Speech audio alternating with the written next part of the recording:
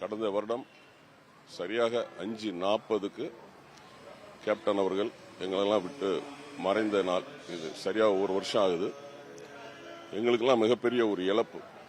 ஏன்னா கேப்டன் அப்படின்னாலே ரெண்டு விஷயம். ஒன்று தைரியத்துக்கு பேர் போனவர், இன்னொரு விஷயம் சாப்பாடு பிளஸ் ஏழை மக்களுக்கு உதவி செய்யணும்னு நினைக்கக்கூடியவர். எந்த ஒரு பிரச்சனை வந்தாலும், அது வெள்ளம் வந்தாலும் சரி, புயல் அடித்தாலும் சரி, பூகம்பம் வந்தாலும் சரி, வெடிகுண்டு விபத்தானாலும் சரி, பள்ளிக்கூட தீ விபத்து, எந்த ஒரு பிரச்சனையா இருந்தாலும் முதலா போய் நிற்பார், நிதி கொடுப்பார்.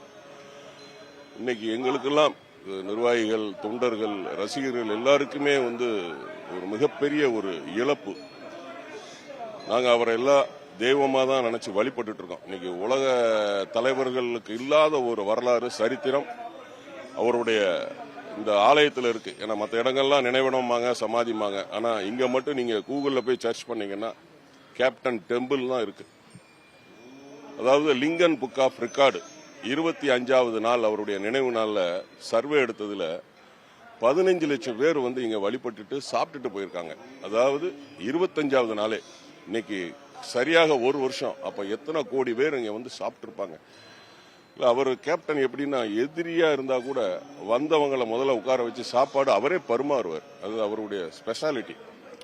ஸோ எங்களுக்கு நிர்வாகிகளுக்கு எல்லாருக்குமே ஒரு இழப்பு. நான் இன்னைக்கு தமிழ் சினிமாவில் அறிமுகமாகி 5 லாங்குவேஜில் ஒரு 247 படம் பண்ணியிருக்கிறேன். அது மட்டும் இல்லை, 54 சீரியல் பண்ணியிருக்கேன்னா அதுக்கெல்லாம் காரணம் கேப்டன். என்னுடைய பசங்க 2 பேர் டாக்டராக இருக்காங்கன்னா அதுக்கும் காரணம் கேப்டன் தான். என்னைய மாதிரி நிறைய பேர் அவர் சினிமாவிலையும் உருவாக்கி இருக்கிறார், அரசியலையும் உருவாக்கி இருக்கிறார், பொது வாழ்க்கையிலும் உருவாக்கி இருக்கிறார். என்னைய கேட்டீங்கன்னா சினிமாவிலும் அரசியலும் வாழ்க்கையிலும் இந்த மாதிரி ஒரு மனிதரை இனிமேல் பார்க்கவே முடியாது. எங்க தலைவர் ஒரே ஒரு தாரக மந்திரம் தான் சொல்லியிருக்காரு, இயன்றதை செய்வோம் இல்லாதவர்க்கே அப்படிங்கிறது தான். அதாவது நம்ம செய்யற உதவி சின்ன உதவியோ பெரிய உதவியோ, உதவின்னு கேட்டு வந்தா செஞ்சிருங்க அப்படின்னு சொல்லி அவர் சொல்லி கொடுத்திருக்கிறாரு. அதுதான் நாங்க அதை கடைப்பிடிச்சிட்டு இருக்கிறோம். ஏன்னா நிறைய நம்ம கண்கூடா பார்த்துருக்கிறோம். ஏன்னா எவ்வளவு உதவிகள் அவர் செஞ்சிருக்காரு அப்படிங்கறத நம்ம கண்கூடா பார்க்கிறோம். அது மட்டும் கிடையாது, அவர் சொல்லுவார், அடிக்கடி சொல்லுவார், நம்ம செய்யறத சொல்லி காட்டக்கூடாது அப்படின்னு. ஏன்னா இன்னைக்கு இருக்கிற காலங்கள்ல 1000 ரூபாய் 10,000 ரூபாய்க்கு செஞ்சாலே அவன் 10 லட்சம் ரூபாய்க்கு விளம்பரம் தேடிக்கிட்டு போறாங்க. ஆனா அவர் அப்படி கிடையாது. செய்யற உதவி வெளியில யாருக்குமே தெரியக்கூடாது அப்படின்னு. ஏன்னா அவருடைய மறைவுக்கு பிறகுதான் எங்களுக்கே நிறைய விஷயங்கள் தெரிஞ்சிச்சு. மதுரை ஏர்போர்ட் பக்கத்துல 7 ஏக்கர் நிலம் வாங்கி கொடுத்திருக்கிறாரு அப்படிங்கிற விஷயம்லாம் அதுக்கப்புறம் தான் எங்களுக்கு தெரிஞ்சது. அதே மாதிரி எங்க தென்காசியில மாவட்டத்தில் ஆயக்குடிங்கிற ஒரு இடத்துல 5 ஏக்கர் ஒரு இல்லத்துக்கு வாங்கி கொடுத்திருக்கிறாரு. அதே மாதிரி கன்னியாகுமரியில, தமிழ்நாடுல இருக்கிற அத்தனை டிஸ்ட்ரிக்ட்லயும் ஏதோ ஒரு வகையில ஒவ்வொரு இடம் வாங்கி கொடுத்து, ஸோ ஏழைகளுக்கு நிறைய அவர் உதவி செஞ்சிருக்கிறார். அதை தான் எங்களுக்கு சொல்லி கொடுத்திருக்கிறார்.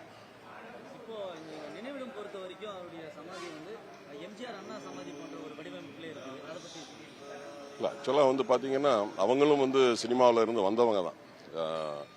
அதே மாதிரி தலைவர் அவர்களும் சினிமாவில இருந்து வந்தவர் தான். இப்போ திரு எம்ஜிஆர் அவர்கள் மாடர்ன் தியேட்டர்ஸ் மூலமாக தான் வந்தார். அதே வழியில தான் கேப்டனும் அப்படிதான். ஏன்னா கேப்டன் அவர்கள் மாடர்ன் தியேட்டர்ஸ்க்கு ஷூட்டிங் போயிருக்கும் போது அங்க எம்ஜிஆர் அவர்கள் இருந்த சேர்ல உட்கார்ந்தார். அப்போ அவர் கூட அவருடைய தந்தையாரும் போயிருக்காரு, கேப்டனுடைய தந்தையாரும் போயிருக்கிறாப்ல. அப்போ கேப்டனுடைய தந்தை சொன்னாராம், நீ எம்ஜிஆர் மாதிரி வருவ அப்படின்னாரா. உண்மையிலே கேப்டன் அவர்கள் அவங்க சொன்ன மாதிரி எம்ஜிஆர் மாதிரி வந்தார். என்ன ஒண்ணு, ஆட்சி அதிகாரத்தில் மட்டும்தான் வரல. ஆனா எம்ஜிஆரை விட எனக்கு தெரிஞ்சு அவரை விட ஓரளவு பெரிய ஒரு பேர் வாங்கிட்டு போயிருக்கிறார். செய்திகளை உடனுக்குடனும் துல்லியமாகவும் தெரிந்து கொள்ள சப்ஸ்கிரைப் பண்ணுங்க.